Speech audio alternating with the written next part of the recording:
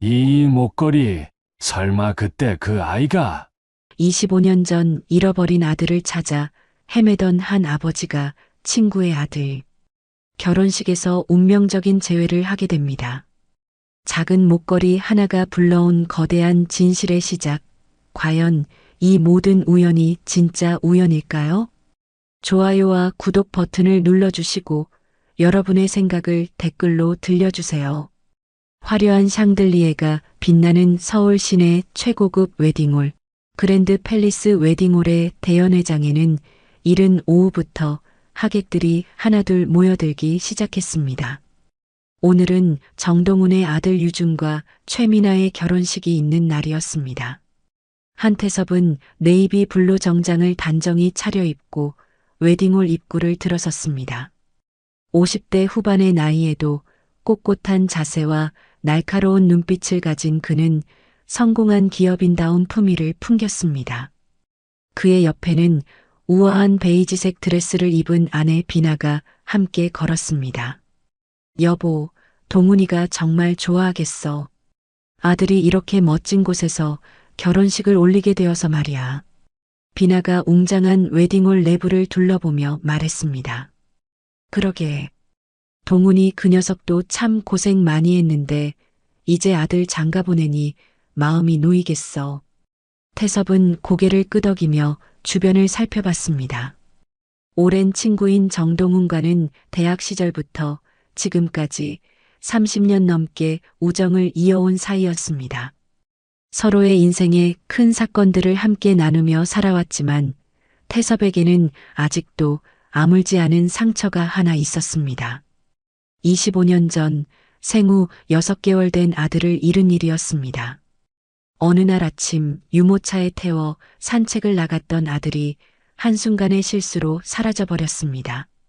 경찰과 사설탐정까지 동원해 찾아봤지만 흔적조차 찾을 수 없었습니다.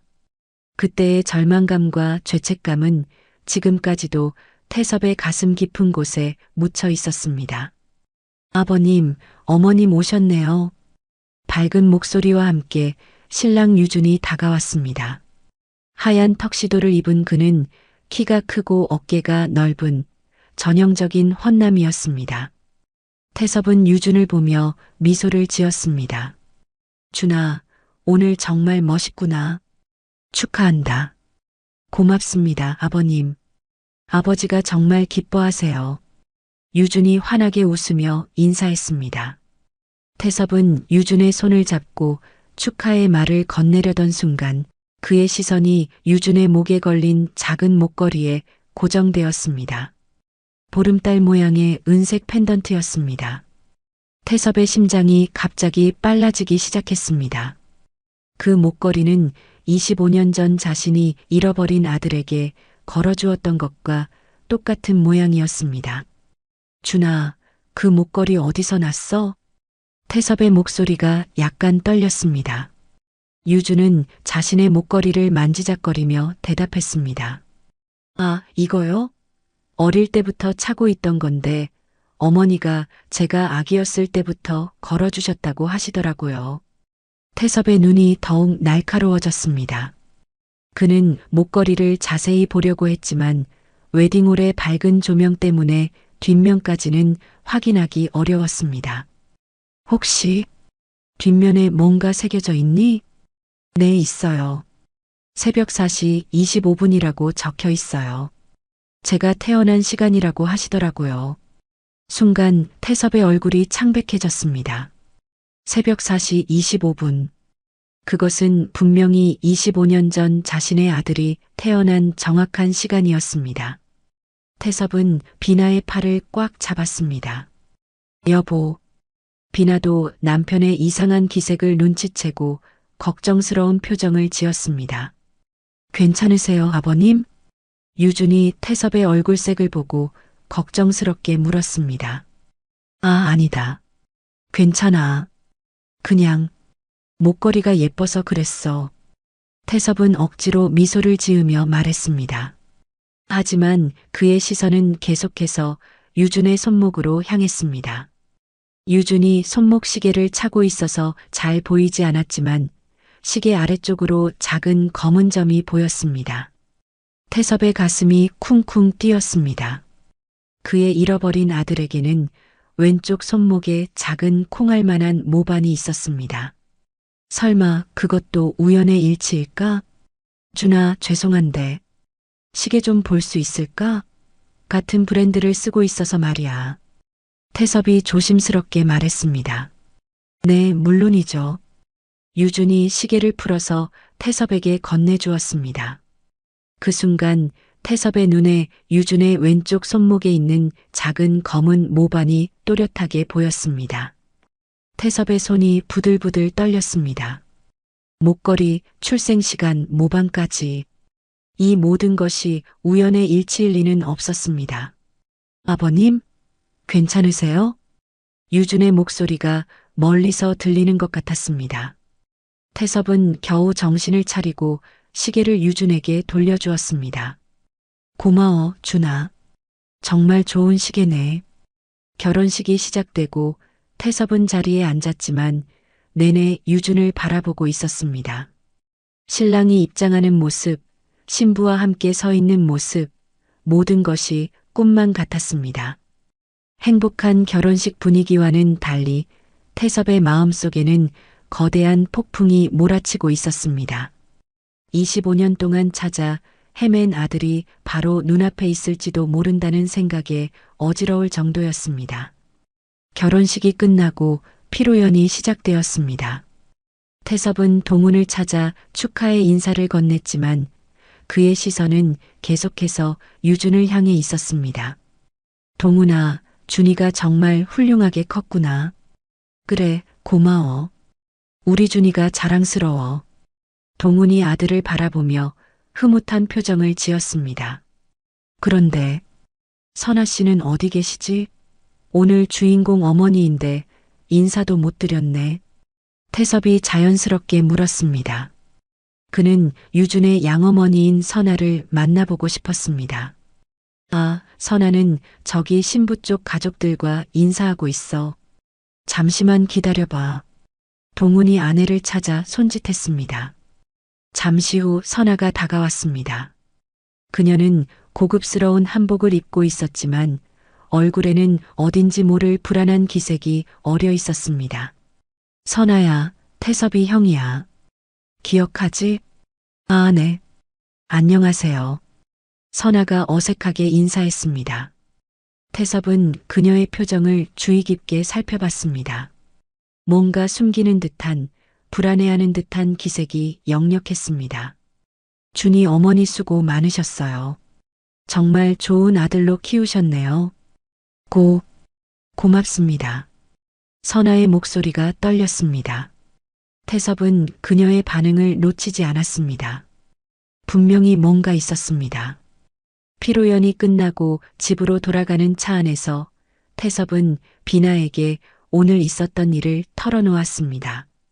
여보, 나 오늘 정말 이상한 경험을 했어.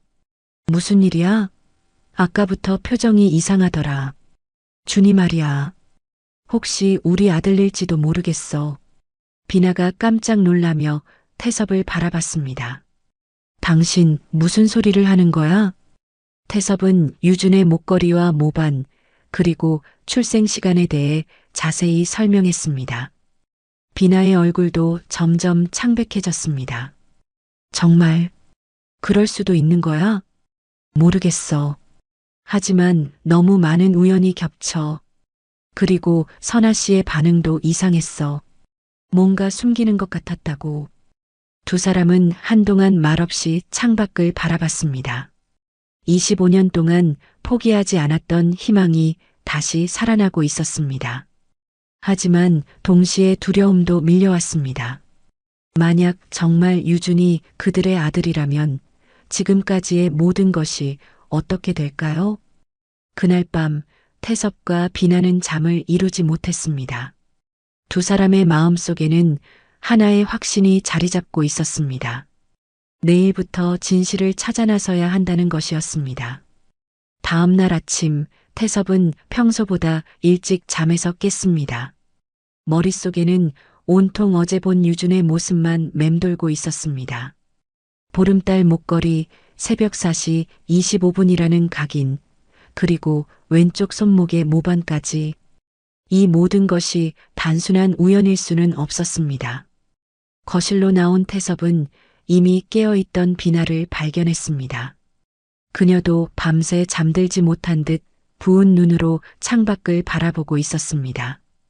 여보, 못 잤지? 태섭이 비나 옆에 앉으며 말했습니다. 당신도 그렇잖아. 계속 뒤척이는 소리 다 들렸어. 비나가 한숨을 쉬며 대답했습니다. 두 사람은 한동안 말없이 앉아 있었습니다. 25년 전 그날의 기억이 생생하게 떠올랐습니다. 여보, 혹시 정말 우리 준호일까? 비나가 떨리는 목소리로 물었습니다. 준호는 25년 전 잃어버린 아들의 이름이었습니다. 나도 확신할 수는 없어. 하지만 너무 많은 것들이 일치해. 특히 그 목걸이는. 태섭의 목소리도 떨렸습니다. 그는 25년 전 생후 6개월 된 아들에게 직접 목에 걸어준 보름달 목걸이를 기억했습니다. 뒷면에 아들의 출생 시간을 새겨 넣었던 것도 분명했습니다. 당신이 직접 주문 제작했던 그 목걸이 말이지? 맞아. 이 세상에 똑같은 게 또 있을 리 없어. 더군다나 출생 시간까지. 태섭이 주먹을 꽉 쥐며 말했습니다. 그의 마음속에는 희망과 두려움이 동시에 자리 잡고 있었습니다. 그날 오후 태섭은 회사 업무를 제쳐두고 사설탐 정사를 찾아갔습니다. 25년 전에도 도움을 받았던 곳이었습니다. 사장님, 오랜만이시네요. 김 탐정이 태섭을 반겼습니다. 그는 태섭의 사연을 잘 알고 있었습니다. 김 탐정, 혹시 우리 아들과 관련된 단서를 찾았을지도 모르겠어. 태섭은 어제 있었던 일을 자세히 설명했습니다. 김 탐정은 진지한 표정으로 듣고 있었습니다. 그렇다면 한번 조사해 봐야겠군요. 정유준이라는 젊은이에 대해서 말이에요. 특히 그의 양어머니인 이선아 씨에 대해서도요. 부탁합니다. 빨리 알아봐 주세요. 태섭의 목소리에는 간절함이 묻어났습니다. 한편 그날 저녁 정동훈의 집에서는 다른 분위기가 흐르고 있었습니다. 선아는 부엌에서 저녁 준비를 하고 있었지만 손이 계속 떨렸습니다. 어제 태섭을 만났을 때부터 불안감이 커져만 갔습니다. 여보, 괜찮아? 어제부터 계속 이상해. 동훈이 걱정스러운 표정으로 아내에게 다가왔습니다. 아니야, 괜찮아. 그냥 준이 결혼식 치르느라 피곤해서 그래. 선아가 억지로 웃으며 말했습니다. 하지만 동훈은 아내의 표정에서 뭔가 다른 것을 느꼈습니다. 정말 괜찮아? 요즘 들어 자꾸 밤에 잠꼬대하고 깜짝깜짝 놀라더라. 그냥 나이 들어서 그런 거겠지. 선아는 더 이상 대화를 이어가고 싶지 않았습니다. 25년 동안 감춰온 비밀이 들킬까봐 두려웠습니다. 그날 밤 선아는 또다시 악몽에 시달렸습니다. 25년 전 그날의 기억이 생생하게 되살아났습니다. 생후 6개월 된 아기를 안고 있는 자신의 모습, 그리고 그 아기의 목에 걸린 작은 목걸이까지. 안 돼, 안 돼. 선아가 잠꼬대를 하며 몸부림쳤습니다. 옆에서 자던 동훈이 깨어났습니다. 여보, 또 악몽 꿔? 동훈이 아내를 깨웠습니다. 선아는 식은땀을 흘리며 일어났습니다. 미안해. 꿈이 너무 생생해서. 무슨 꿈인데 매일 밤 이러는 거야? 병원에 가보는 게 어때?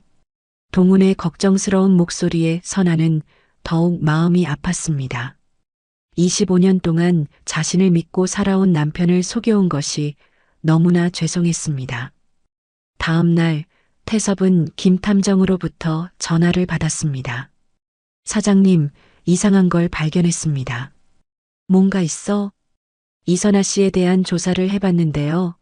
25년 전에 대만에 다녀온 기록이 있습니다. 당시 임신 중이었는데 6개월간 대만에 머물렀다고 하네요. 태섭의 심장이 빨라졌습니다. 대만에? 왜? 표면적으로는 몸조리를 위해서라고 하는데요. 좀 이상한 점이 있습니다. 당시 이선아 씨는 아이를 가질 수 없는 몸이었거든요. 병원 기록을 보면 난임 진단을 받았었습니다. 그럼 유준이는 입양 가능성이 높습니다. 특히 당시 대만에서는 불법 입양이 성행했었거든요. 태섭은 전화를 끊고 비나에게 급히 연락했습니다. 여보, 지금 집에 와. 중요한 얘기가 있어. 비나가 서둘러 집에 돌아오자 태섭은 김탐정으로부터 들은 내용을 모두 말해줬습니다. 그럼 정말 준이가 우리 아들일 수도 있다는 거야? 비나의 목소리가 떨렸습니다. 가능성이 높아. 시기도 맞고 선아 씨의 행적도 의심스러워. 그럼 어떻게 하지? 동훈이는 아무것도 모르는 상태일 텐데. 두 사람은 복잡한 감정에 빠졌습니다. 25년 만에 아들을 찾을 수 있다는 희망과 함께 오랜 친구를 배신하게 될지도 모른다는 두려움이 엇갈렸습니다. 일단 더 확실한 증거를 찾아야 해. 추측만으로는 안 돼. 태섭이 결심한 듯 말했습니다. 그럼 어떻게? 선아 씨를 직접 만나봐야겠어. 혼자서. 며칠 후 태섭은 선아가 다니는 동네 카페에서 그녀를 기다리고 있었습니다. 김탐정이 알아본 선아의 일상 경로였습니다. 선아가 카페에 들어오자 태섭이 자리에서 일어났습니다. 선아 씨. 태섭 씨? 여기서 왜? 선아의 얼굴이 순간 창백해졌습니다. 잠시 얘기 좀 할 수 있을까요?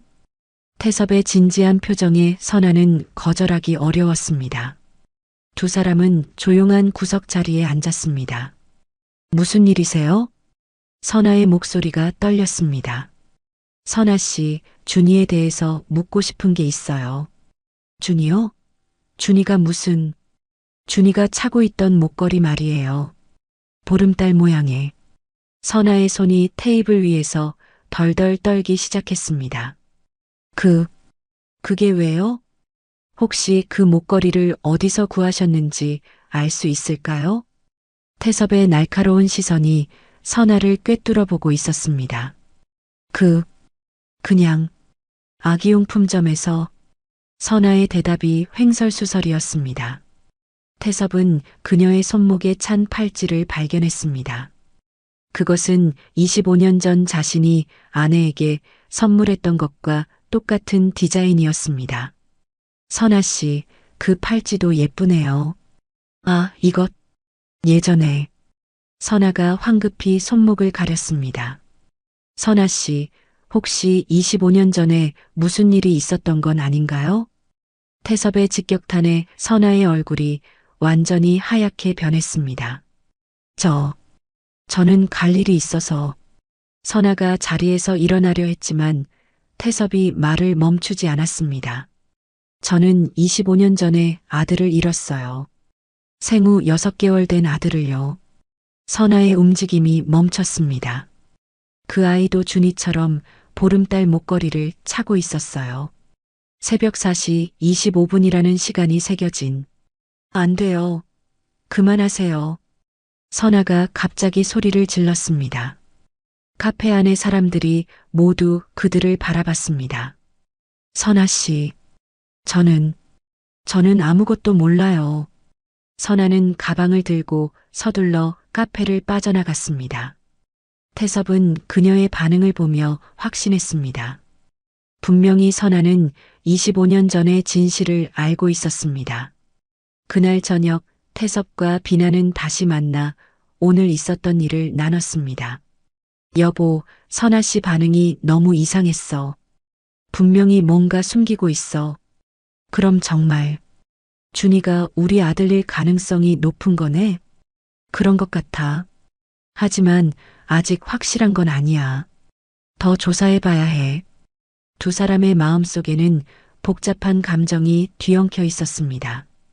25년 만에 아들을 찾을 수 있다는 기쁨과 함께 진실을 알았을 때 일어날 파장에 대한 두려움도 컸습니다.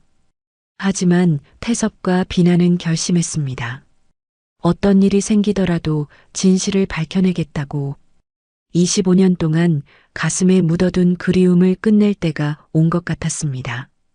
며칠 후 태섭은 유준의 결혼식을 주관했던 웨딩 플래너를 만나기 위해 시내의 한 웨딩홀로 향했습니다.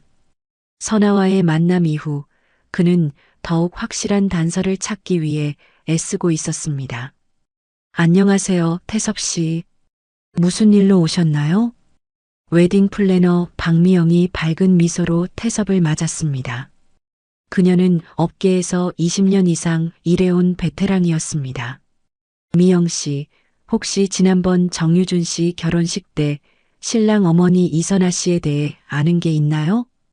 태섭이 조심스럽게 물었습니다. 아, 선아 씨요? 사실 좀 특이한 분이셨어요. 미영의 표정이 진지해졌습니다. 특이하다는 게 어떤 의미인가요? 결혼식 준비 과정에서 계속 불안해하시더라고요. 특히 하객 명단을 계속 확인하시고 혹시 모르는 사람이 올까봐 걱정하시는 것 같았어요. 태섭의 눈빛이 날카로워졌습니다. 그리고 한 가지 더.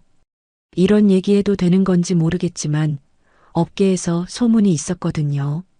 무슨 소문이요? 25년 전쯤에 선아 씨가 대만에서 대리모 출산을 했다는 소문이요. 물론 확실하지는 않지만 당시 그런 일들이 종종 있었거든요. 태섭의 심장이 빨라졌습니다. 김 탐정이 조사한 내용과 일치하는 부분이었습니다. 대리모 출산이요? 네, 당시에는 그런 방법으로 아이를 갖는 분들이 계셨어요. 특히 시부모님 압박이 심한 경우에는. 미영이 말끝을 흐렸습니다. 웨딩홀을 나온 태섭은 김 탐정에게 전화를 걸었습니다. 김 탐정, 더 자세한 조사 부탁해. 특히 25년 전 대만에서의 일들을 중점적으로. 알겠습니다. 그런데 사장님, 한 가지 더 조사해 볼 게 있는데요. 뭔가요? 당시 불법 입양을 주선하던 브로커가 있었다는 정보를 입수했습니다. 김영호라는 인물인데 아직 활동하고 있는 것 같습니다. 그 사람을 찾을 수 있어? 노력해 보겠습니다. 그날 오후 태섭은 아내 비나와 함께 25년 전의 기억을 되짚어보고 있었습니다. 여보, 그날을 다시 생각해봐. 혹시 놓친 단서가 있을까? 태섭이 비나에게 말했습니다. 글쎄, 유모차가 한강공원에서 발견됐을 때 준호의 목걸이와 담요만 남아 있었잖아. 그런데 이상한 건 담요였어. 담요가 왜? 그 담요는 내가 준비한 게 아니었어. 분명히 내가 씌워준 건 하늘색 담요였는데 발견된 건 분홍색이었거든. 태섭이 깜짝 놀랐습니다. 25년 전에는 너무 혼란스러워서 그런 세세한 부분까지 신경 쓸 여유가 없었습니다. 정말? 그럼 누군가 담요를 바꿔치기 했다는 얘기네. 그런 것 같아. 아마도 범인이 증거를 인멸하려고 했을지도 모르지. 두 사람은 새로운 실마리를 찾은 듯한 기분이었습니다. 한편 선아는 집에서 혼자 앉아 과거의 물건들을 뒤지고 있었습니다. 25년 전의 일들이 자꾸 머릿속에 떠올랐습니다. 특히 태섭을 만난 후로는 밤잠을 이루지 못하고 있었습니다. 서랍 깊숙한 곳에서 낡은 상자를 꺼냈습니다. 그 안에는 25년 전 대만에서 가져온 물건들이 들어 있었습니다. 병원 진료 기록, 그리고 작은 분홍색 담요. 이걸 왜 아직까지 간직하고 있었을까? 선아가 담요를 만지며 중얼거렸습니다. 그때의 기억이 생생하게 되살아났습니다. 김영우가 건네준 생후 6개월 된 아기, 그리고 그 아기가 차고 있던 보름달 목걸이. 엄마, 뭐 하세요? 갑자기 유준의 목소리가 들렸습니다. 선아는 깜짝 놀라며 상자를 재빨리 닫았습니다. 아, 준아. 언제 왔니? 방금 왔는데요. 뭘 그렇게 보고 계셨어요? 유준이 궁금한 표정으로 물었습니다. 아무것도 아니야. 그냥 옛날 물건들 정리하는 거였어. 선아가 어색하게 웃으며 대답했습니다. 하지만 유주는 어머니의 불안한 표정을 놓치지 않았습니다. 어머니, 요즘 많이 불안해 보이시는데 괜찮으세요? 아버지도 걱정하시더라고요. 괜찮아, 준아. 그냥 나이 들어서 그런 거야. 혹시 제 결혼식 때문에 스트레스 받으신 건 아니죠? 유준의 걱정스러운 목소리에 선아의 마음이 더욱 아팠습니다. 25년 동안 친아들처럼 사랑해온 유준에게 진실을 말할 수 없어서 괴로웠습니다. 아니야, 준아. 너 때문이 아니야. 엄마는 너를 정말 사랑해. 선아의 목소리가 떨렸습니다. 저도 어머니를 사랑해요. 어머니가 저를 낳아주시고 키워주신 걸 절대 잊지 않을게요. 유준의 말에 선아는 더욱 죄책감에 시달렸습니다. 자신은 유준을 낳은 게 아니라 다른 사람의 아이를 빼앗아온 것이었습니다. 그날 밤 선아는 또다시 악몽에 시달렸습니다. 25년 전 김영우를 만났던 그날의 기억이 선명하게 되살아났습니다. 선아 씨, 걱정 마세요. 이 아기는 누구도 찾지 않을 거예요. 김영우의 목소리가 귓가에 맴돌았습니다. 정말 괜찮을까요? 당시의 자신이 떨리는 목소리로 물었습니다. 물론이죠. 서류도 모두 완벽하게 만들어 드릴 테니까요. 안 돼. 선아가 잠꼬대를 하며 몸부림쳤습니다. 옆에서 자던 동훈이 깨어났습니다. 여보, 또 악몽이야? 동훈이 아내를 흔들어 깨웠습니다. 선아는 식은땀을 흘리며 일어났습니다. 미안해. 자꾸 이상한 꿈을. 병원에 가봐야겠어. 이렇게 계속 악몽에 시달리는 건 정상이 아니야.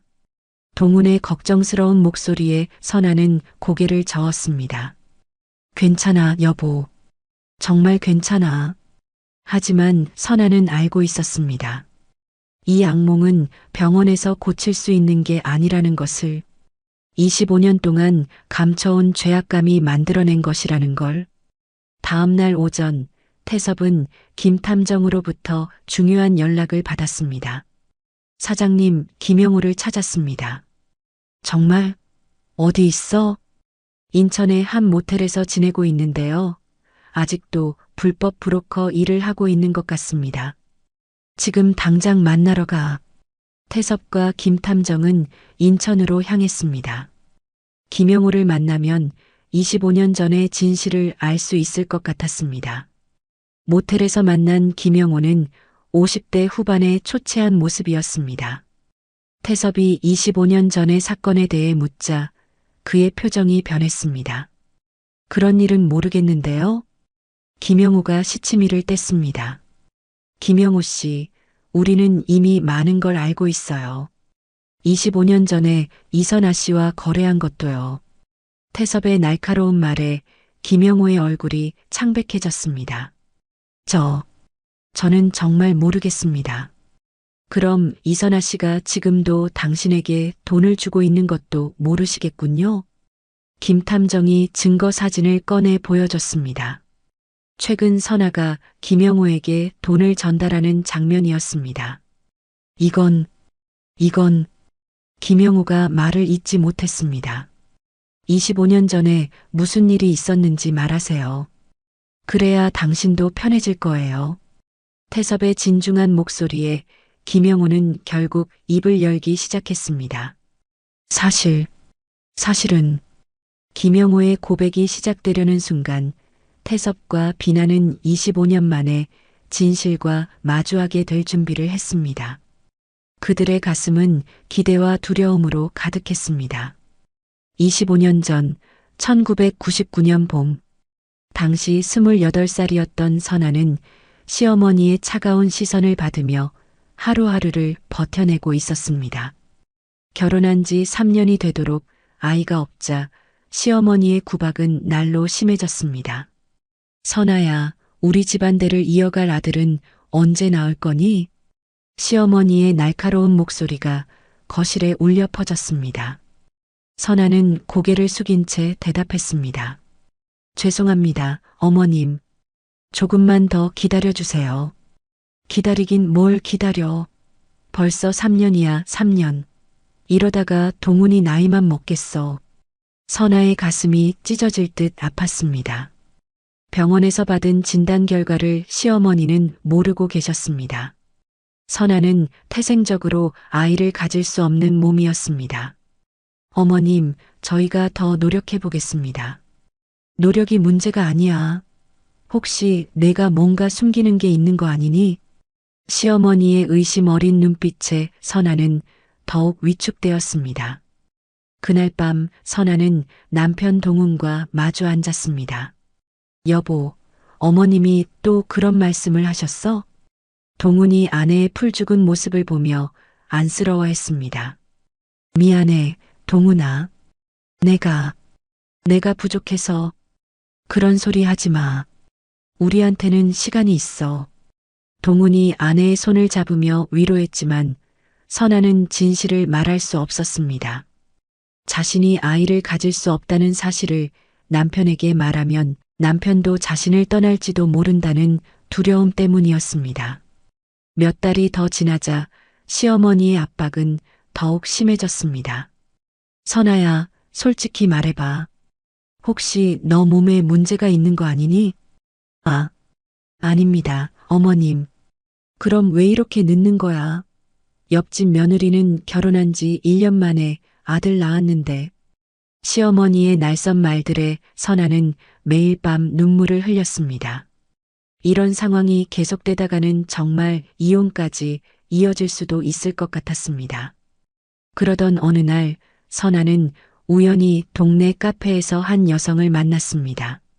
그녀의 이름은 미숙이었고 비슷한 처지에 있는 여성이었습니다. 언니도 시어머니 때문에 스트레스 받으세요? 미숙이 조심스럽게 물었습니다. 네. 아이가 없어서 매일 구박을 받고 있어요. 저도 그래요.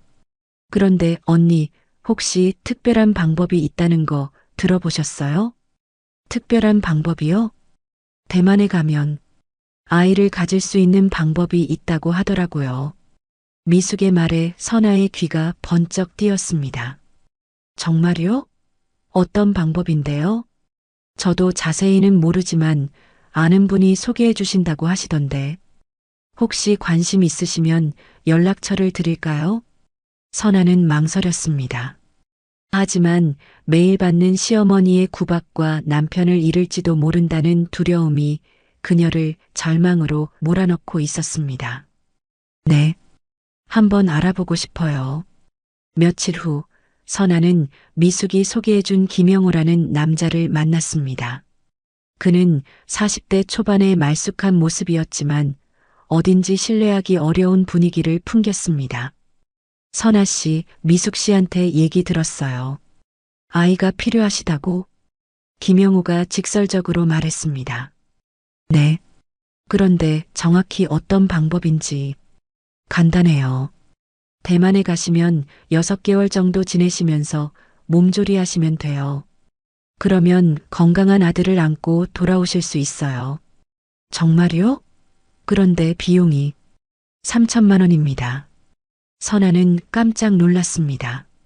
당시로서는 굉장히 큰 금액이었습니다. 너무 비싸네요.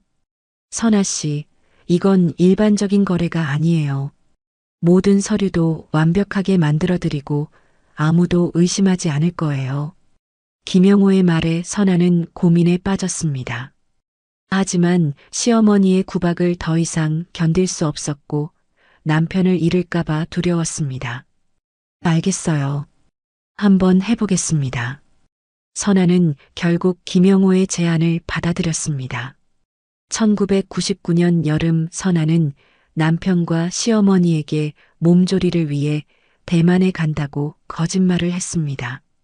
김영호가 마련해준 대만의 한 펜션에서 지내며 6개월을 기다렸습니다. 그해 겨울, 눈이 내리던 날이었습니다. 김영호가 생후 6개월 정도 된 남자아기를 데려왔습니다. 선아 씨, 이 아이가 앞으로 당신의 아들이에요. 아기는 작고 예뻤습니다. 목에는 보름달 모양의 목걸이를 차고 있었고 왼쪽 손목에는 작은 검은 점 같은 모반이 있었습니다. 이 아이는 어디서 온 거예요? 선아가 떨리는 목소리로 물었습니다. 그런 건 묻지 마세요. 중요한 건 이제 이 아이가 당신 아들이라는 거예요. 김영호가 냉정하게 말했습니다. 혹시 이 아이 부모가 찾으면 어떻게 해요? 걱정 없어요. 이미 모든 흔적은 지워버렸으니까요. 선아는 아기를 안고 있으면서도 불안했습니다. 하지만 이미 돌이킬 수 없는 길을 선택한 후였습니다. 한국으로 돌아온 선아는 아기를 유준이라고 이름 지었습니다. 동훈과 시어머니는 갑자기 나타난 손자를 보고 무척 기뻐했습니다. 선아야, 고생 많았어. 우리 유준이가 정말 예쁘구나. 동훈이 아들을 안고 환한 웃음을 지었습니다. 그래, 역시 우리 집안 아들이야. 이렇게 잘생겼어. 시어머니도 손자를 보고 만족스러워했습니다. 하지만 선아의 마음은 편하지 않았습니다. 유준을 보면 볼수록 이 아이의 진짜 부모가 누구일지 궁금했고 죄책감도 커져갔습니다. 김영호는 가끔씩 연락을 해와서 돈을 요구했습니다. 선아 씨, 이 비밀을 계속 지키려면 가끔 협조가 필요해요. 뭘 더 원하시는 거예요? 별거 아니에요. 한 달에 200만 원씩만 보내주시면 돼요. 그런 돈이 어디 있어요? 선아 씨, 비밀이 탄로나면 어떻게 될지 생각해 보세요. 동훈 씨도 충격받을 거고 유준이도. 김영호의 협박에 선아는 어쩔 수 없이 돈을 보내기 시작했습니다. 25년 동안 계속해서 말입니다. 시간이 흐르면서 유준은 건강하고 똑똑한 아이로 자라났습니다. 선아는 진짜 친어머니처럼 유준을 사랑했습니다. 하지만 동시에 항상 죄책감에 시달렸습니다. 특히 유준이 자신의 출생에 대해 물어볼 때마다 선아는 거짓말을 해야 했습니다. 엄마, 저는 어떻게 태어났어요? 준아, 너는 엄마 뱃속에서 10달 동안 자라다가 나왔어. 새벽 4시 25분에 말이야. 선아는 김영호가 알려준 정보를 그대로 전했습니다. 정말요? 그럼 이 목걸이는요? 그건 내가 태어났을 때 아빠가 선물해 준 거야. 또 다른 거짓말이었습니다. 유준의 목걸이는 분명 다른 누군가가 걸어준 것이었습니다. 이렇게 25년이 흘렀습니다. 선아는 매일 밤 악몽에 시달렸고 김영호의 협박도 계속되었습니다. 유준은 자신의 친아들처럼 사랑스러웠지만 동시에 그 사랑은 거대한 죄악감 위에 세워진 것이었습니다. 그리고 운명의 결혼식 날 선아는 태섭을 만났습니다. 태섭의 날카로운 시선과 질문들이 25년 동안 감춰온 비밀을 흔들기 시작했습니다. 혹시 그분이 유준이의 진짜 아버지일까? 선아는 집에 돌아와서도 계속 그 생각에 사로잡혀 있었습니다. 태섭의 눈빛에서 뭔가 확신에 찬 것을 느꼈기 때문입니다. 그날 밤 선아는 25년 전 김영호가 유준을 데려왔을 때의 기억을 되살려 봤습니다. 분명히 그때 김영호는 완전히 흔적을 지웠다고 말했었습니다. 하지만 만약 태섭이 정말 유준의 친아버지라면 그 흔적들이 완전히 사라지지 않은 것일지도 모른다는 생각이 들었습니다.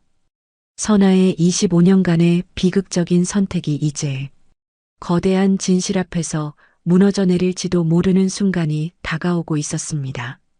사랑하는 가족을 지키기 위해 선택했던 길이 결국 모든 것을 파괴할지도 모르는 상황에 직면한 것입니다. 결혼한 지 한 달이 지나자 미나의 진짜 모습이 서서히 드러나기 시작했습니다. 신혼집에서 유주는 아내가 매일 밤 전화 통화를 하는 모습을 지켜봤습니다. 네, 맞아요. 제 시아버지가 한태섭이라니까요. 그 한태섭 맞아요. 미나가 흥분된 목소리로 전화를 하고 있었습니다. 유준아, 누구랑 전화하는 거야? 유준이 궁금해서 물었습니다. 아, 그냥 친구야. 우리 결혼 소식 전해주는 거였어. 미나가 대충 둘러댔지만 유준은 뭔가 이상하다는 느낌을 받았습니다. 며칠 후 미나는 유준에게 충격적인 제안을 했습니다. 여보, 우리 당신 친아버지 찾아뵈러 가지 않을래? 친아버지? 무슨 소리야? 우리 아버지는 정동훈이야. 유준이 어리둥절해하자 미나는 자신이 알고 있는 정보를 털어놓기 시작했습니다. 당신, 사실 한태섭 씨가 당신 친아버지일 가능성이 높대. 내가 조사해봤어. 뭐, 무슨 헛소리를 하는 거야? 유준이 깜짝 놀라며 일어섰습니다. 헛소리가 아니야. 결혼식 날 한태섭 씨가 당신 목걸이 보고 이상해하던 거 못 봤어? 그리고 당신 손목 모반도 유심히 보고 있었잖아. 미나의 말에 유준은 당황했습니다. 실제로 결혼식 날 한태섭이 자신의 목걸이와 손목을 유심히 보던 것이 기억났습니다. 설마 그런 일이. 어머니한테 물어봐야겠어. 물어보기 전에 우리가 먼저 확인해 보자. 만약 정말 한태섭 씨가 당신 친아버지라면 미나의 눈이 번뜩였습니다. 그러면 뭘 어쩌겠다는 거야? 당연히 좋은 기회를 살려야지. 한태섭 씨가 얼마나 부자인데. 미나의 노골적인 말에 유주는 충격을 받았습니다. 미나야, 너 지금 뭔 소리를 하는 거야? 돈 때문에 그런 소리를 하는 거야? 왜? 잘못됐어? 우리도 성공해야 하잖아. 이런 기회를 놓칠 수는 없어. 기회라고? 이건 가족 문제야, 가족. 유준이 목소리를 높였지만 미나는 개의치 않았습니다. 가족이든 뭐든 결국 돈이 중요한 거 아니야? 당신도 지금 직장에서 스트레스 받고 있으면서 왜 이런 기회를 마다해? 너 정말 그런 사람이었어? 유준이 실망스러운 표정으로 아내를 바라봤습니다. 그 후 며칠 동안 두 사람 사이의 갈등은 계속되었습니다. 미나는 계속해서 유준을 부추겼고 유준은 아내의 변한 모습에 실망감을 감추지 못했습니다. 여보, 나는 한태섭 씨께 직접 찾아가서 DNA 검사를 제안할 거야. 미나가 단호하게 말했습니다. 그런 짓 하지 마. 아직 확실하지도 않은 일인데 괜히 소동만 벌일 거야. 확실하지 않으니까 확인하자는 거잖아. 당신은 왜 이렇게 소극적이야? 소극적인 게 아니라 신중한 거야. 이런 일은 조심스럽게 접근해야 해. 하지만 미나는 이미 마음을 굳힌 상태였습니다. 며칠 후 그녀는 유준 몰래 한태섭의 회사를 찾아갔습니다. 안녕하세요, 한태섭 회장님. 저는 정유준의 아내 최미나입니다. 태섭은 갑작스런 방문에 놀랐지만 정중하게 맞았습니다. 아, 미나 씨. 무슨 일로 오셨어요? 사실 저희 남편과 회장님에 관한 중요한 얘기가 있어서 찾아왔습니다. 미나가 조심스럽게 운을 띄었습니다. 중요한 얘기요? 혹시 회장님께서 25년 전에 아들을 잃으신 적이 있으신가요? 태섭의 얼굴이 순간 굳어졌습니다. 그걸 어떻게 아시죠? 제 남편이 혹시 그 아들일 수도 있을 것 같아서요. 태섭의 심장이 빨라졌습니다. 하지만 동시에 미나의 태도에서 뭔가 불순한 의도를 느꼈습니다. 미나 씨, 이런 문제는 신중하게 접근해야 합니다. 유준 씨도 이 사실을 알고 계시나요? 아직은 확실하지 않으니까 말씀드리지 않았어요.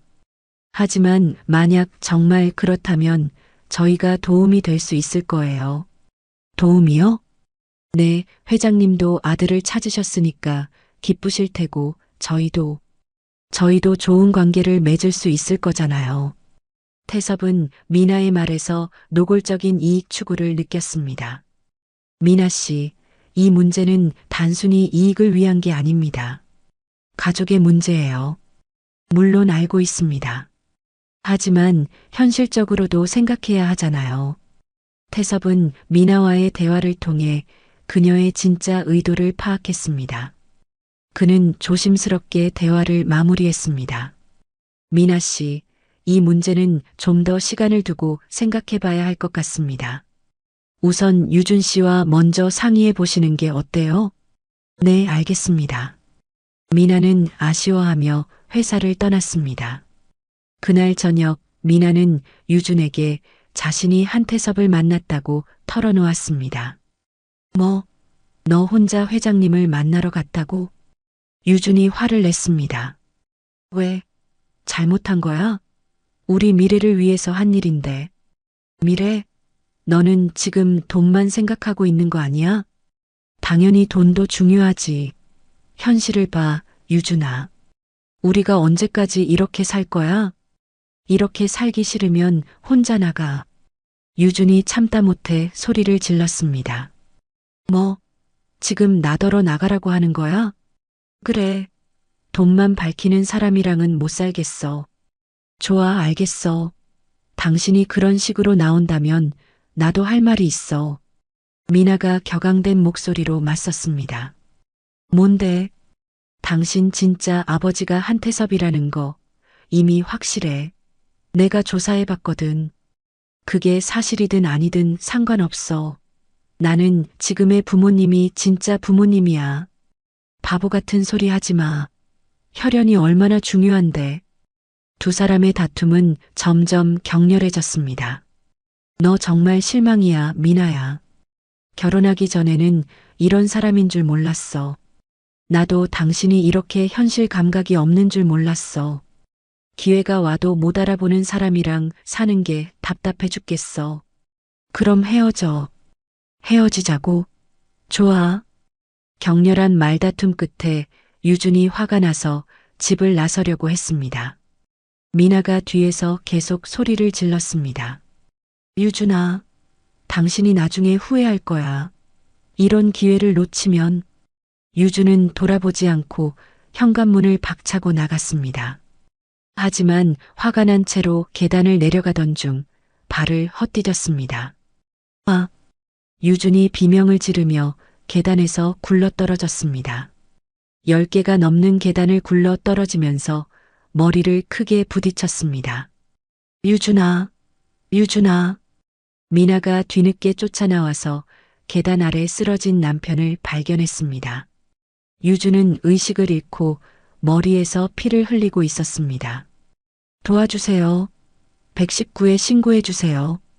미나의 다급한 외침에 이웃들이 나왔고 곧 구급차가 도착했습니다. 병원으로 향하는 구급차 안에서 미나는 후회의 눈물을 흘렸습니다. 자신의 욕심 때문에 남편이 다치게 된 것 같아서 죄책감에 시달렸습니다. 유준아, 미안해. 내가 잘못했어. 하지만 이미 일어난 일은 되돌릴 수 없었습니다. 그리고 이 사고는 25년 동안 숨겨져 있던 진실이 드러나는 결정적인 계기가 될 것입니다. 응급실로 실려간 유준을 보며 미나는 처음으로 자신의 행동을 반성하기 시작했습니다. 돈보다 중요한 것이 있다는 걸 뒤늦게 깨달았지만 이미 모든 것이 돌이킬 수 없는 상황으로 흘러가고 있었습니다. 서울대학교 병원 응급실에는 긴급한 상황을 알리는 사이렌 소리가 울려 퍼졌습니다. 유준이 의식을 잃은 채로 응급실로 실려 들어왔고 의료진들이 분주하게 움직이고 있었습니다. 환자 이름이 뭐예요? 응급실 간호사가 미나에게 물었습니다. 정유준이에요. 26살이고 미나가 떨리는 목소리로 대답했습니다. 그때 응급실 수간호사 최정자가 유준의 상태를 확인하기 위해 다가왔습니다. 정자는 이 병원에서 30년 넘게 근무해온 베테랑 간호사였습니다. 머리 외상이 심하네요.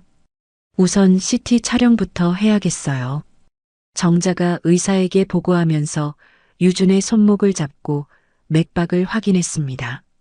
그 순간 그녀의 시선이 유준의 왼쪽 손목에 고정되었습니다. 이건 정자의 얼굴에 놀라움이 스쳤습니다. 유준의 왼쪽 손목에 있는 작은 검은 모반이 그녀의 눈에 띄었습니다. 정자는 25년 전을 기억했습니다. 생후 6개월 된 아기가 실종되었다는 신고를 받고 그 아기의 특징을 적은 카드를 아직도 보관하고 있었기 때문입니다. 왼쪽 손목의 모반, 그리고 혹시 목걸이 하고 있나요? 정자가 유준의 목 주위를 살펴봤습니다. 보름달 모양의 목걸이가 보였습니다. 저기, 혹시 이 목걸이 뒷면에 뭔가 새겨져 있나요? 정자가 미나에게 조심스럽게 물었습니다. 네, 새벽 4시 25분이라고 적혀 있어요. 남편 출생 시각이라고 하더라고요. 정자의 심장이 빨라졌습니다. 모든 조건이 일치했습니다. 잠깐만요. 정자는 급히 간호사실로 가서 오래된 서류함을 뒤졌습니다. 25년 전 잃어버린 아기의 정보가 적힌 카드를 찾고 있었습니다. 있었다. 정자가 낡은 카드를 꺼냈습니다. 그 카드에는 다음과 같이 적혀 있었습니다. 실종 아기 한준호 생후 6개월. 출생일시 1999년 6월 15일 새벽 4시 25분. 특징 왼쪽 손목 모반, 보름달 목걸이 착용. 부모한테 섭, 유비나. 정자는 손이 떠는 걸 느꼈습니다. 25년 전 그 아기가 바로 눈앞에 있는 것 같았습니다. 한편 태섭과 비나는 급히 병원으로 향하고 있었습니다. 동훈으로부터 유준이 다쳤다는 연락을 받았기 때문입니다. 여보, 준이가 많이 다쳤을까? 비나가 걱정스러운 목소리로 물었습니다. 괜찮을 거야. 동훈이가 의식은 있다고 했잖아. 태섭이 위로하며 말했지만 그의 마음도 편하지 않았습니다. 며칠 전부터 유준이 자신의 친아들일지도 모른다는 확신이 커져가고 있었는데 갑자기 이런 일이 생긴 것입니다. 병원에 도착한 태섭과 비나는 응급실에서 동훈과 선아를 만났습니다. 동훈아, 준이 상태는 어때? 태섭이 다급하게 물었습니다. 다행히 의식은 돌아왔어. 머리를 좀 다쳤지만 생명에는 지장 없다고 하더라. 동훈이 안도의 한숨을 쉬며 대답했습니다. 그때 정자가 들고 있던 카드를 보며 태섭과 비나에게 다가왔습니다. 혹시 한태섭 씨와 유비나 씨이신가요? 정자의 떨리는 목소리에 두 사람이 놀랐습니다. 네, 맞는데요. 저희를 어떻게 아시죠? 태섭이 의아해하며 물었습니다. 저는 25년 전에 여러분의 아들 준호를 돌봤던 간호사입니다. 정자의 말에 태섭과 비나의 얼굴이 창백해졌습니다.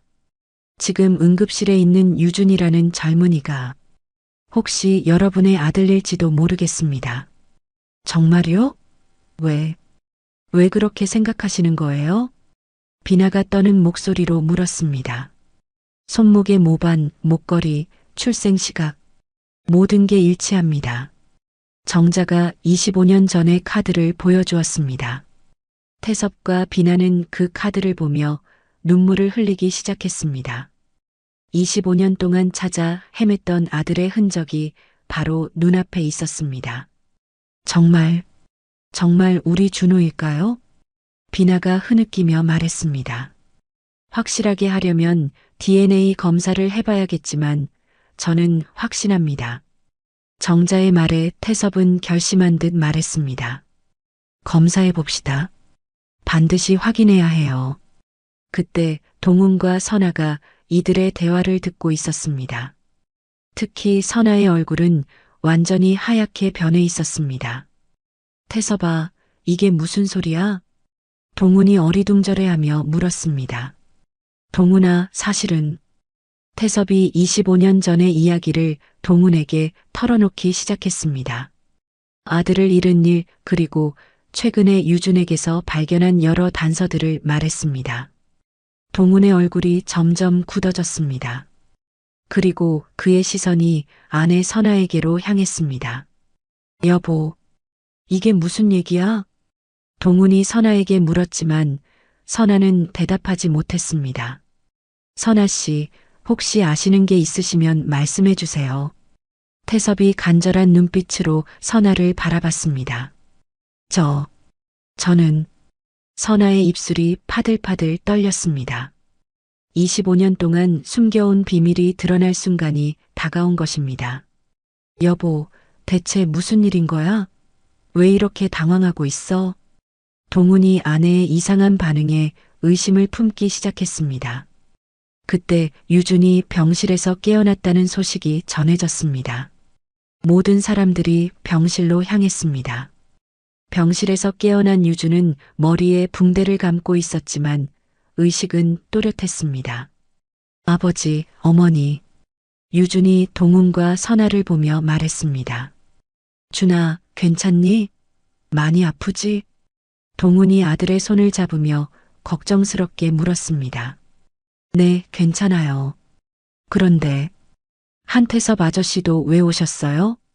유준이 태섭을 보며 의아해했습니다. 태섭은 유준을 바라보며 복잡한 감정에 휩싸였습니다. 자신의 친아들일지도 모르는 이 젊은이를 보니 25년 전의 기억이 생생하게 되살아났습니다. 준아, 혹시 너에 대해 묻고 싶은 게 있어? 태섭이 조심스럽게 말했습니다. 네, 너의 어릴 때 이야기를 좀 들려줄 수 있을까? 유주는 갑작스러운 질문에 당황했지만 자신이 알고 있는 이야기를 말해주었습니다. 저는 어머니가 대만에서 몸조리 하실 때 태어났다고 들었어요. 태섭과 비나가 서로를 바라봤습니다. 그리고 이 목걸이는 제가 태어났을 때부터 차고 있었다고 하시더라고요. 유준이 목걸이를 만지며 말했습니다. 준아, 혹시 DNA 검사를 해볼 수 있을까? 태섭이 직접적으로 제안했습니다. DNA 검사요? 왜요? 사실 너는 우리 아들일지도 모르거든. 태섭의 말에 병실이 조용해졌습니다. 유준의 얼굴에 충격이 스쳤고 동우는 믿을 수 없다는 표정이었습니다. 하지만 가장 충격받은 것은 선아였습니다. 그녀는 결국 자리에 주저앉으며 25년간 감춰온 진실을 털어놓기 시작했습니다. 미안해. 정말 미안해. 선아의 고백이 시작되려는 순간 모든 사람들의 시선이 그녀에게 집중되었습니다. 25년 동안 숨겨져 있던 진실이 마침내 세상에 드러나려 하고 있었습니다. 선아의 고백이 시작되자 병실 안의 공기가 무거워졌습니다. 25년 동안 감춰온 비밀이 드러나는 순간이었습니다. 저는 준이를 낳지 않았어요. 선아의 떨리는 목소리에 동훈의 얼굴이 창백해졌습니다. 여보, 무슨 소리를 하는 거야? 미안해요, 여보. 정말 미안해요. 저는 아이를 가질 수 없는 몸이었어요. 선아가 눈물을 흘리며 계속했습니다. 25년 전에 김영호라는 사람을 통해서 불법으로 준이를 입양했어요. 병실에 있던 모든 사람이 충격에 휩싸였습니다. 태섭과 비나는 서로를 바라봤고 유주는 믿을 수 없다는 표정이었습니다. 어머니, 그럼 저는 정말 입양된 거예요? 유준이 떨리는 목소리로 물었습니다. 미안해, 준아. 정말 미안해. 하지만 엄마는 너를 진짜 아들처럼 사랑했어. 선아가 흐느끼며 말했습니다. 동우는 충격에서 헤어나오지 못하고 있었습니다. 25년 동안 자신이 알고 있던 모든 것이 거짓이었다는 사실을 받아들이기 어려웠습니다. 여보, 25년 동안 나를 속인 거야? 동훈의 목소리에는 배신감이 묻어났습니다. 미안해요. 정말 미안해요. 하지만 다른 방법이 없었어요. 어머님이 매일 아들을 낳으라고 압박하시고 그렇다고 이런 짓을 해도 되는 거야? 남의 아이를 빼앗아 온 거잖아. 동훈이 목소리를 높였습니다. 태섭이 조용히 말했습니다. 동훈아, 일단 진정하자. 지금 가장 중요한 건 진실을 밝히는 거야. 한편 병원 밖에서는 다른 일이 벌어지고 있었습니다. 미나가 자신의 친구들에게 전화를 걸고 있었습니다. 맞아. 내 말이 맞았어. 유준이 정말 한태섭의 아들이었다니까. 미나는 남편이 다쳐서 병원에 입원한 상황에서도 자신의 이익만 생각하고 있었습니다. 이제 우리 집안도 완전히 달라질 거야. 한태섭이 얼마나 부자인데. 그때 태섭이 미나에게 전화를 걸었습니다. 미나 씨, 병원으로 와주세요. 중요한 얘기가 있어요. 미나는 급히 병원으로 돌아왔습니다. 하지만 그녀를 기다리고 있던 것은 예상과 다른 상황이었습니다. 미나 씨, 앉으세요. 태섭의 진지한 표정에 미나는 긴장했습니다. 며칠 전에 저희 회사에 오셔서 한 말씀들 기억하시죠? 네. 그게 어떻게? 미나 씨, 당신이 원하는 게 뭔가요? 태섭의 직설적인 질문에 미나는 당황했습니다. 저는 그냥 솔직히 말씀하세요. 돈이죠? 미나의 얼굴이 빨갛게 달아올랐습니다. 아니에요. 그런 게 아니라. 미나 씨, 저는 25년 동안 아들을 찾아 헤맸습니다. 그런데 당신은 그 아들을 이용해서 돈을 벌려고 하고 있어요. 태섭의 말에 미나는 더 이상 변명하지 못했습니다. 유준이는 제 친아들일지도 모르지만 동시에 동훈이 형이 25년간 사랑으로 키운 아들이기도 해요. 이건 돈으로 해결할 문제가 아니에요. 저는 유준이가 의식을 잃고 쓰러진 것도 당신 때문이라고 들었습니다. 태섭의 차가운 시선에 미나는 고개를 숙였습니다. 미나 씨, 이제 선택하세요. 진정으로 유준이를 사랑하고 가족이 될 것인지 아니면 돈만 밝히는 사람으로 살 것인지. 그때 유준이 병실에서 나와 미나를 봤습니다. 미나야. 유준아, 미안해. 내가 잘못했어. 미나가 눈물을 흘리며 남편에게 다가갔습니다. 나는 정말 바보였어. 돈보다 중요한 게 있다는 걸 몰랐어. 하지만 유준의 표정은 차가웠습니다. 미나야, 너는 나를 사랑한 게 아니라 내 뒤에 돈을 사랑한 거였어. 그런 게 아니야, 유준아. 처음에는 정말 너를 사랑했어. 처음에는? 그럼 지금은 아니라는 뜻이네. 유준의 말에 미나는 더 이상 변명할 수 없었습니다. 며칠 후 DNA 검사 결과가 나왔습니다. 99.9% 확률로 태섭이 유준의 친아버지라는 것이 확인되었습니다. 결과를 받아본 태섭과 비나는 눈물을 흘렸습니다. 25년 만에 아들을 찾은 것입니다. 준호야. 우리 준호야. 비나가 유준을 안으며 흐느꼈습니다. 하지만 유준의 마음은 복잡했습니다. 저는 여전히 혼란스러워요. 유준이 솔직하게 말했습니다. 25년 동안 저를 키워주신 부모님도 계시고 이제 친부모님도 계시고. 동훈이 유준에게 다가왔습니다. 준아, 아빠는 너를 원망하지 않아. 아버지, 너는 잘못이 없어. 잘못한 건 우리 어른들이야. 동훈의 말에 유준은 눈물을 흘렸습니다. 그때 경찰이 병원에 나타났습니다. 25년 전 불법 입양을 주선했던 김영호가 자수를 했고 당시 서류를 위조했던 변호사도 함께 자수했다는 소식이었습니다.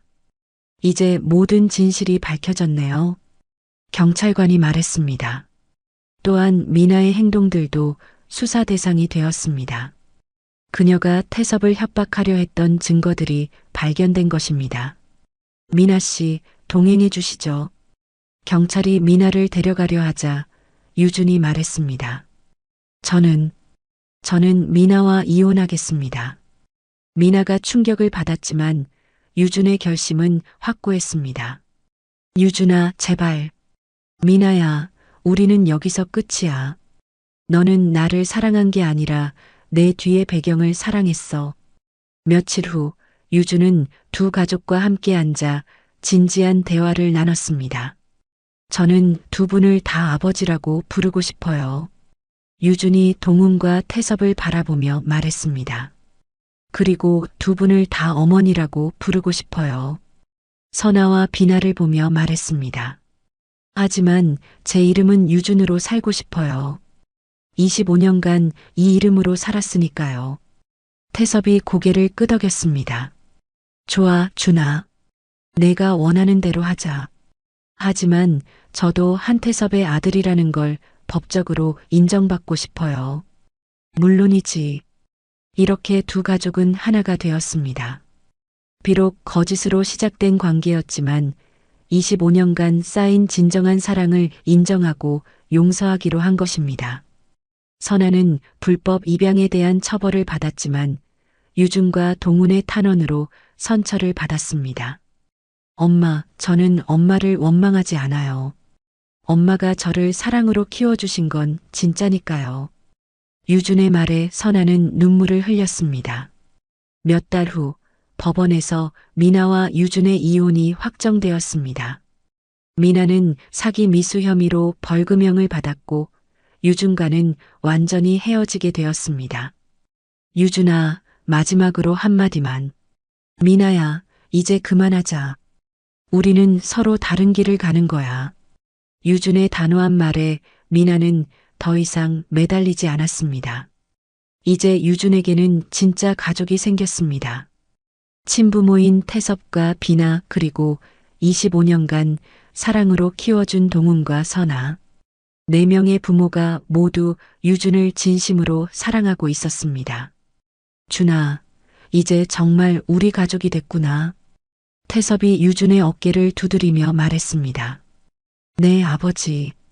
두 분 아버지와 두 분 어머니가 계시니까 저는 정말 행복해요. 유준의 말에 모든 사람이 웃음을 지었습니다. 25년 동안 숨겨져 있던 비밀이 드러나면서 많은 아픔과 혼란이 있었지만 결국 진실과 용서를 통해 새로운 가족이 탄생한 것입니다. 욕망과 배신 속에서도 진정한 사랑은 살아남았고 그 사랑이 모든 것을 치유했습니다. 6개월 후 서울 가정법원에서는 특별한 재판이 열리고 있었습니다. 유준의 친부 확인 및 성씨 변경에 관한 재판이었습니다. 정유준 씨, 본인의 최종 의사를 말씀해 주세요. 판사가 유준에게 물었습니다. 유준은 법정에 서서 두 가족을 바라봤습니다. 한쪽에는 친부모인 한태섭과 유빈아가, 다른 한쪽에는 25년간 자신을 키워준 정동훈과 이선아가 앉아 있었습니다. 저는 한태섭 씨와 유빈아 씨의 친아들임을 법적으로 인정받고 싶습니다. 유준의 분명한 목소리가 법정에 울려 퍼졌습니다. 하지만 제 이름은 정유준으로 그대로 살고 싶습니다. 25년간 이 이름으로 살았고 저를 사랑으로 키워주신 정동훈, 아버지와 이선아 어머니의 성을 계속 쓰고 싶습니다. 판사가 고개를 끄덕였습니다. 그렇다면 법적으로는 한태섭 씨의 아들로 인정되지만 성명은 정유준으로 계속 사용하겠다는 말씀이군요. 네, 맞습니다. 특이한 경우지만 당사자들이 모두 동의한다면 가능합니다. 판사가 태섭과 동훈을 바라봤습니다. 한태섭 씨, 동의하시나요? 네, 동의합니다. 준이의 뜻을 존중합니다. 태섭이 대답했습니다. 정동훈 씨는 어떠신지요? 저도 동의합니다. 준이가 행복하다면 그것으로 충분합니다. 동훈의 말에 법정 안의 사람들이 모두 감동받았습니다. 그렇다면 본 법원은 정유준 씨가 한태섭 씨의 친아들임을 인정하되 성명은 정유준으로 계속 사용할 수 있도록 허가합니다. 판사가 판결을 내렸습니다. 법정을 나온 두 가족은 함께 식당으로 향했습니다. 이제 정말로 하나의 가족이 된 것을 축하하기 위해서였습니다. 준아, 정말 고생 많았어. 태섭이 유준의 어깨를 두드리며 말했습니다. 아니에요, 아버지. 저야말로 이렇게 좋은 가족들을 만나게 되어서 행복해요. 유준이 환한 웃음을 지으며 대답했습니다. 앞으로 우리는 정말 한 가족이야. 4명의 부모가 모두 널 사랑하고 있어. 비나가 유준의 손을 잡으며 말했습니다. 선아가 조용히 말했습니다. 준아, 엄마가 정말 미안해. 25년 동안 거짓말을 해서. 엄마, 그런 말씀하지 마세요. 엄마는 저를 진짜 아들처럼 사랑해 주셨잖아요. 그게 가장 중요한 거예요. 유준의 말에 선아는 눈물을 흘렸습니다. 고마워, 준아. 정말 고마워. 동훈도 감격스러운 표정으로 말했습니다. 준아, 아빠도 처음에는 많이 놀랐지만 지금은 오히려 더 행복해. 너를 정말 사랑하는 사람들이 이렇게 많다는 게 자랑스러워. 식사를 마친 후 유주는 잠시 혼자만의 시간을 가졌습니다. 지난 몇 개월간 겪었던 일들이 주마등처럼 스쳐갔습니다. 결혼식에서 만난 태섭의 놀란 표정, 미나와의 갈등, 계단에서 떨어진 사고, 그리고 병원에서 밝혀진 진실까지 모든 것이 운명이었던 것 같았습니다. 준이야. 뒤에서 비나의 목소리가 들렸습니다. 어머니, 마음이 복잡하지? 비나가 유준 옆에 앉으며 물었습니다. 네, 조금요. 하지만 후회는 없어요. 25년 동안 너를 찾지 못해서 미안해. 엄마가 더 열심히 찾았다면. 어머니, 그런 말씀하지 마세요. 이렇게 다시 만났잖아요. 그것만으로도 기적이에요. 유준의 말에 비나는 아들을 꽉 안았습니다. 우리 준이가 정말 훌륭하게 자랐구나. 선아 씨가 정말 잘 키워주셨어. 한편 다른 곳에서는 미나가 혼자 짐을 정리하고 있었습니다. 이혼 후 새로운 삶을 시작하기 위해 준비하고 있었습니다. 내가 정말 바보였구나.